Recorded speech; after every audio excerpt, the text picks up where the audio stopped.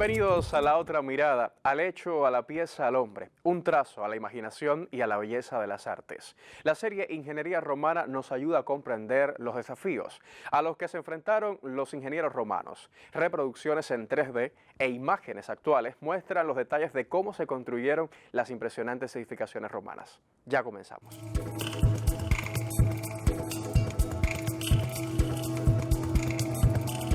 Los romanos adoraban el bienestar y la higiene, y sus ciudades, incluso las más pequeñas, tenían baños públicos, baños dotados de agua caliente.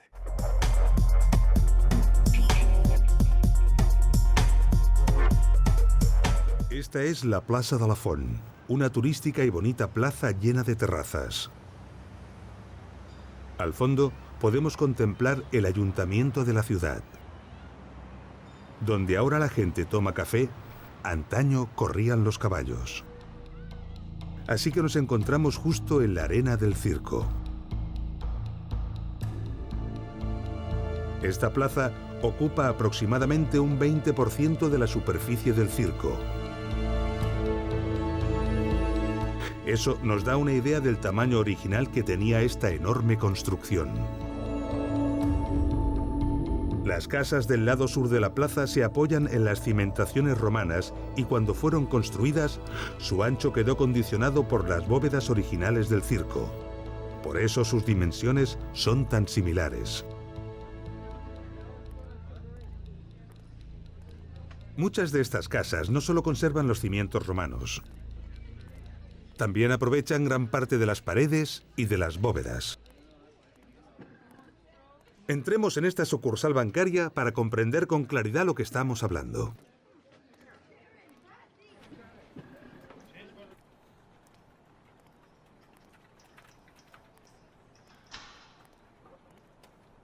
Aquí podemos ver que este local ha heredado el hueco de una bóveda, concretamente la número 28 de la fachada del circo. Con acierto y mucho gusto, esta entidad bancaria tuvo en cuenta todo esto a la hora de plantear su decoración. Y en las paredes han dibujado el perfil de las gradas, didáctico y precioso.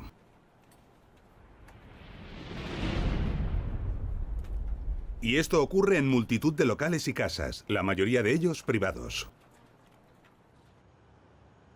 Muy cerca, en la llamada Plaza dels Sedassos, otras excavaciones han dejado al descubierto nuevos y esclarecedores restos del circo.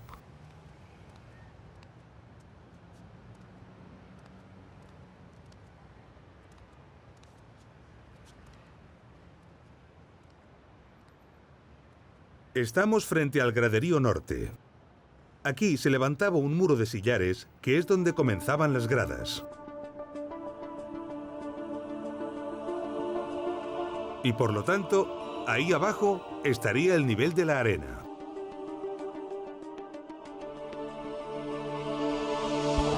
También podemos ver parte de las bóvedas que soportaban las gradas.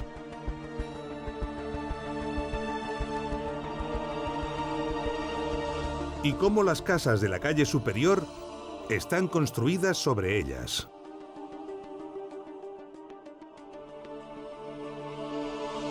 Podemos ver ahora con mayor claridad que nunca cómo las casas aprovechaban las cimentaciones romanas.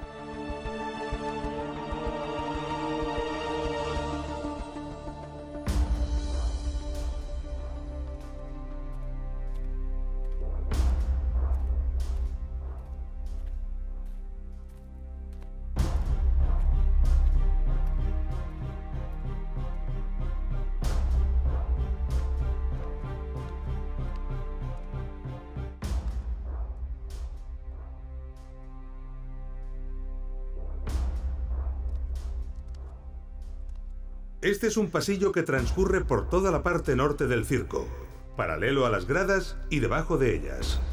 Antaño debió abarcar toda la longitud que el circo tenía, pero actualmente solo se conserva como un tercio del total.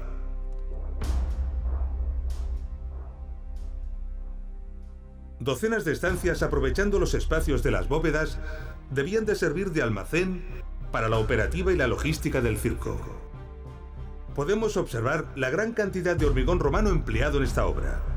Su solidez era vital, pues debía soportar el peso de miles de espectadores.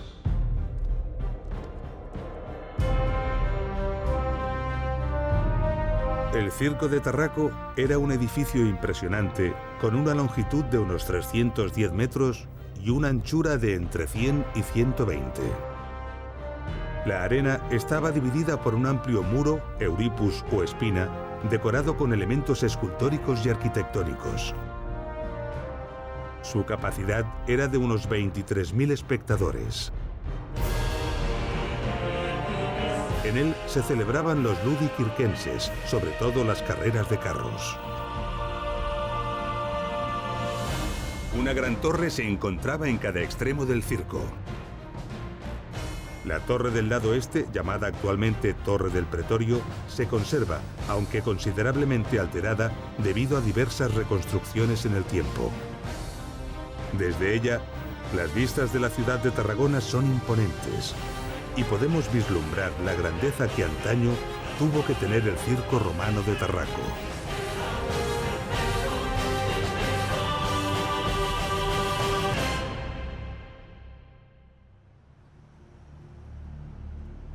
Nos encontramos en la Torre del Pretorio. Aquí, en su base, tenemos pistas importantes de cómo continuaba la ciudad en la parte superior del circo.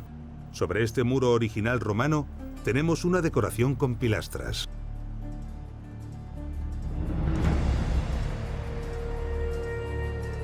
Y aquí, abajo, un indicio de dónde se situaba realmente el nivel de los cimientos. Uniendo esta información con la que arrojan otros hallazgos y por el conocimiento que tenemos de las ciudades de otras partes del imperio, podemos reconstruir el elemento arquitectónico al que pertenecen, la plaza de representación y de administración de la provincia.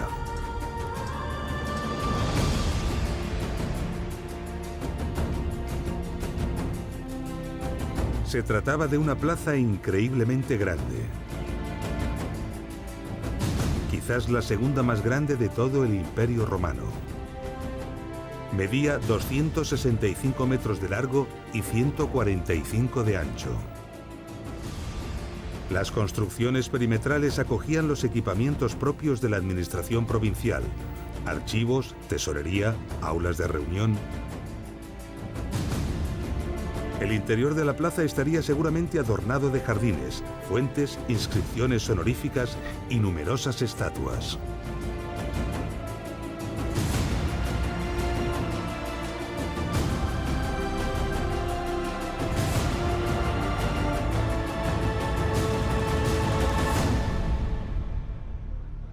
Una escalera monumental se situaba en el lado noreste. Una escalera que coincidía aproximadamente en la misma posición que esta. Hoy en día, estas escaleras dan acceso a esta plaza, donde se encuentra la Catedral de Tarragona. En época de Tarraco, aquí estaba el recinto de culto imperial.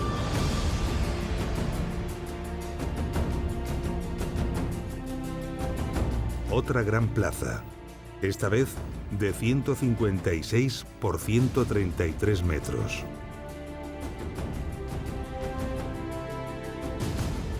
En el centro, coincidiendo aproximadamente con la posición actual de la catedral, se encontraba el templo dedicado al culto del emperador, levantado en honor a Augusto.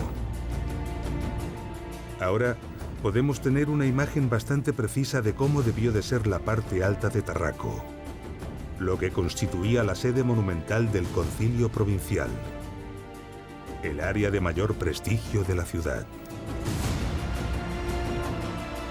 Toda esta área, de más de 18 hectáreas, está ocupada actualmente por el casco antiguo de Tarragona.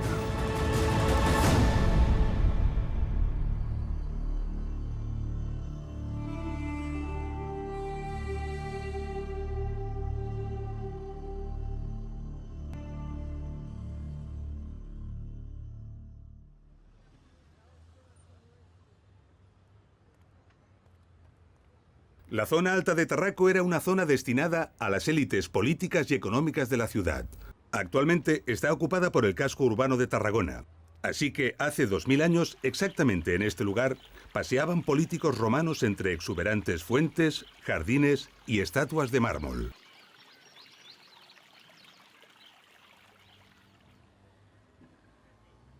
Es imposible no pensar acerca del destino de las enormes y lujosas estructuras que aquí se encontraban. En muchas casas, la mayoría de ellas de poco más de un siglo de antigüedad, encontramos pistas que pueden dar respuesta a estas preguntas. Antiguos pedestales de estatuas con su inscripción original en latín que han sido empleados como material vulgar de construcción. La parte alta de Tarraco sirvió como aprovisionamiento de materiales para otras construcciones, algo que ha ocurrido durante más de 1500 años hasta hace muy poco.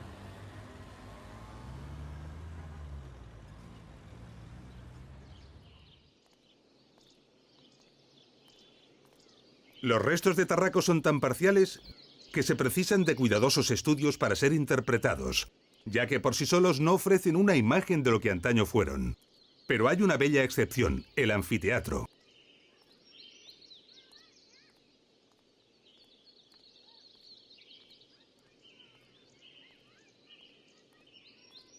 El anfiteatro de Tarragona se ha conservado lo suficiente para darnos una imagen bastante aproximada del edificio que fue. A ello han contribuido diversas restauraciones.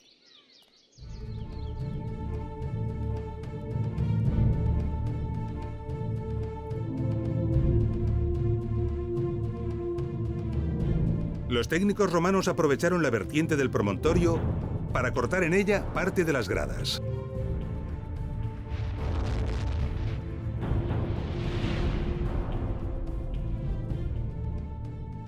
En las zonas donde el terreno no lo permitió, las gradas se levantaron sobre bóvedas. La obra que destaca en la arena son los restos de una basílica del siglo VI y de un templo románico del siglo XII. Tanto la basílica como el templo se levantaron con bloques de piedra del propio anfiteatro. Por lo tanto, estos restos no pertenecen a la obra original.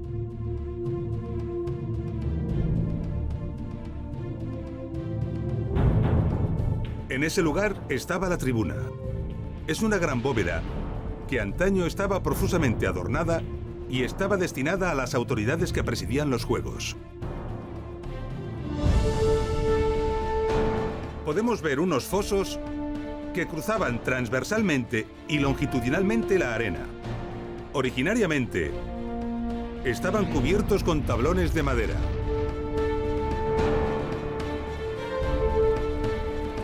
En ellos se encontraban espacios de descanso y de culto donde los gladiadores invocaban a la diosa protectora Némesis.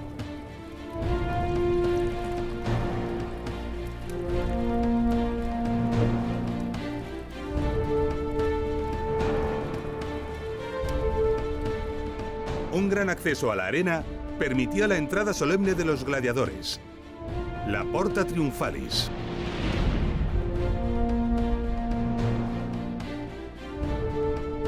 Otro, la salida de los vencidos en combate, la Porta Libitinaria.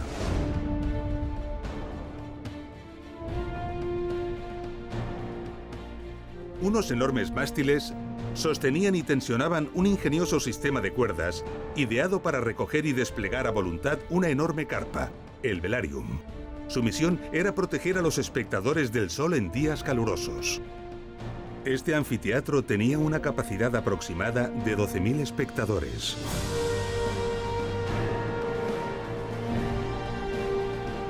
El espectáculo representativo de los anfiteatros consistía en la lucha de gladiadores y caza de animales.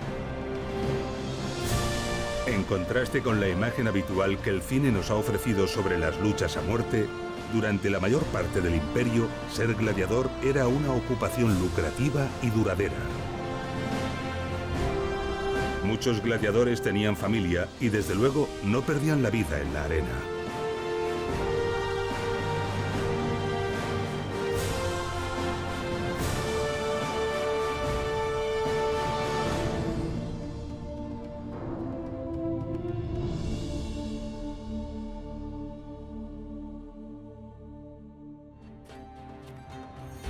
Los vestigios encontrados del anfiteatro y del circo romano de Tarraco han sido importantes, arrojando mucha luz de cómo fueron estos edificios originariamente.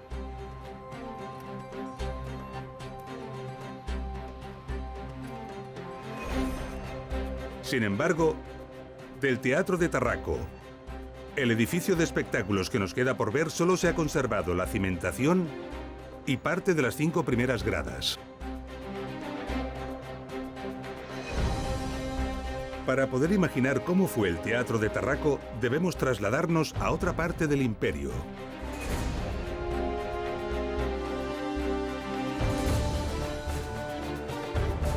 A una ciudad similar a Tarraco, en la que su teatro romano haya conseguido perdurar en mejores condiciones.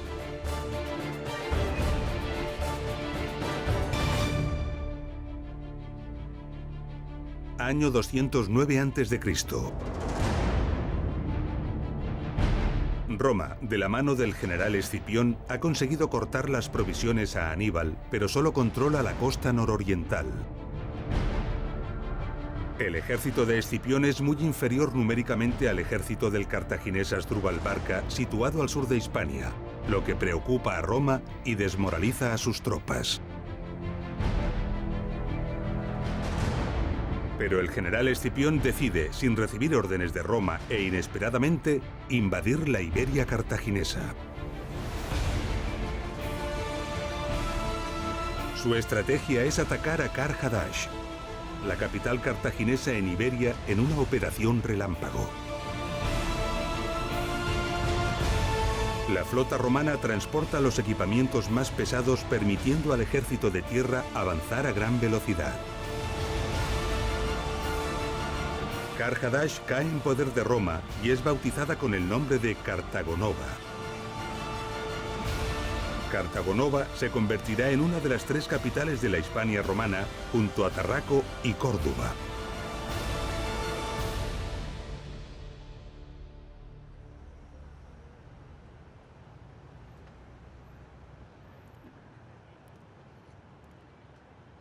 Al igual que sucedió con Tarraco, el emplazamiento de Cartagonova era tan ventajoso que a lo largo de los siglos se ha mantenido una ciudad en el mismo lugar.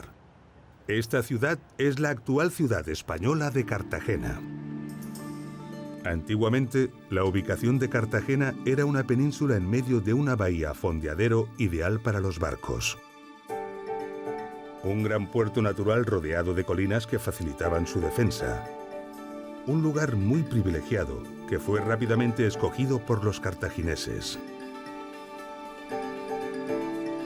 Desde entonces, nunca ha dejado de ser un emplazamiento estratégico y militar, convirtiendo a la Cartagena actual en un crisol de multitud de épocas y culturas y un gran centro cultural y turístico.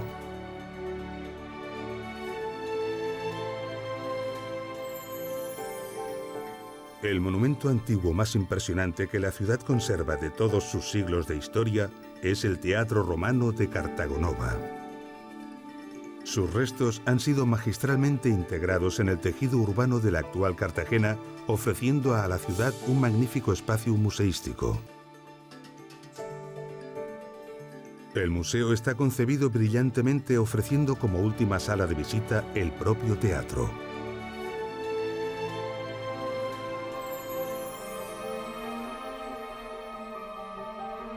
Todos estos restos y la estructura conservada del Teatro Romano de Cartagena son suficientes para imaginar cómo debió ser antaño esta construcción.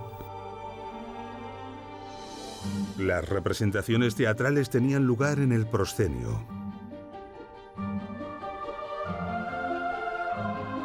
A sus pies se encontraba la orquestra, un semicírculo destinado a las autoridades y la orquesta.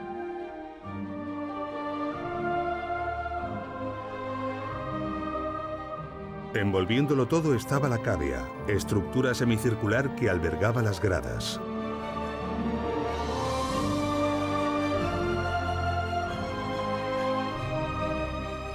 Cerrando el recinto había un espectacular frente escénico compuesto de un doble orden de columnas de mármol de más de 16 metros de altura. Al igual que en los anfiteatros, para proteger a los espectadores del sol, se podía desplegar el velarium.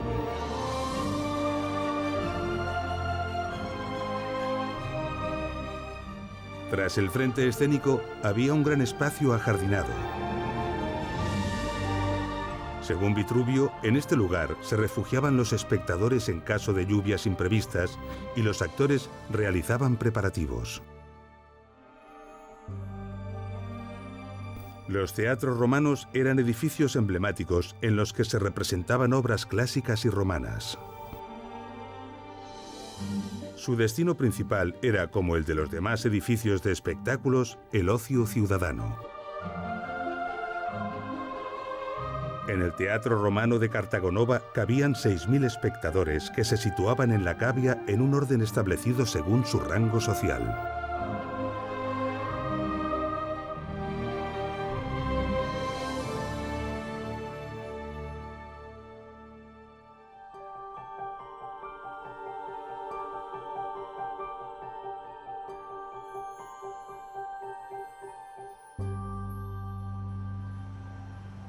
Cartagonova fue una ciudad muy parecida a Tarraco en importancia y en número de habitantes. Y la planta del Teatro Romano de Tarragona es muy similar a la planta del Teatro Romano de Cartagena. Por lo tanto, a pesar de la escasa información que de este disponemos, podemos atrevernos a reconstruir el Teatro Romano de Tarraco.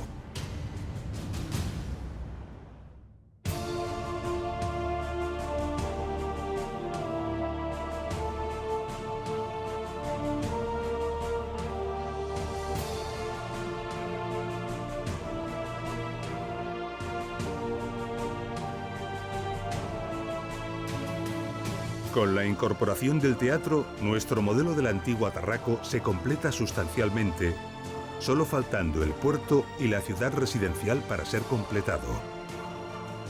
Pero conocer la ciudad residencial de Tarraco es extremadamente difícil, ya que el espacio que ocupaba en tiempos de Tarraco está actualmente ocupado por la parte moderna de Tarragona. Cuando paseamos por la parte residencial y moderna de Tarragona, hay edificios que llaman la atención por su curioso diseño. Aquel edificio, por ejemplo, tiene el parking destinado a los coches elevado y no subterráneo como es lo habitual.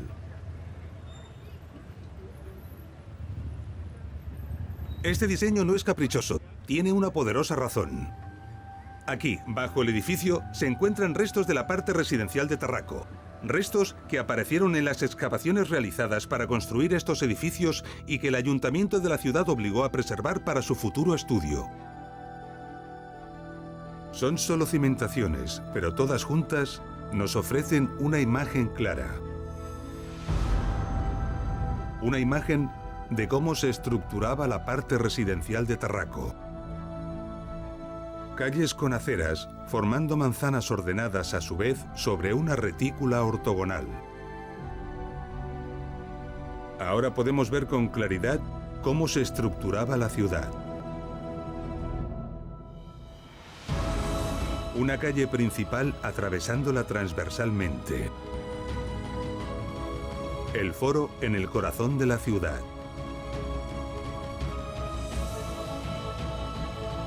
En la parte alta, la zona administrativa, el circo y fuera de las murallas, el anfiteatro. Coronándolo todo, el recinto de culto. Y en el sur, con toda seguridad, el puerto.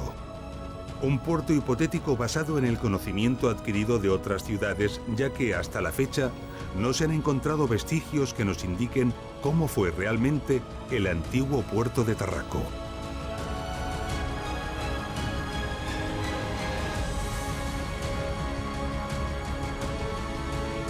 La imagen final de Tarraco sobrecoge y eclipsa a la actual Tarragona.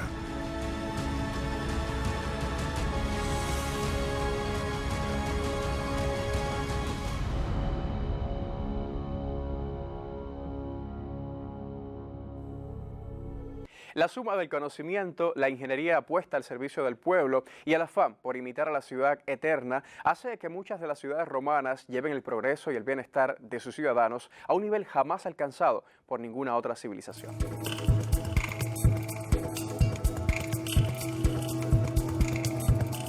¿Ha vuelto usted a vivir junto a nosotros la experiencia de disfrutar del arte? La semana próxima regresamos con una nueva mirada al mundo de las artes visuales. Buenas noches.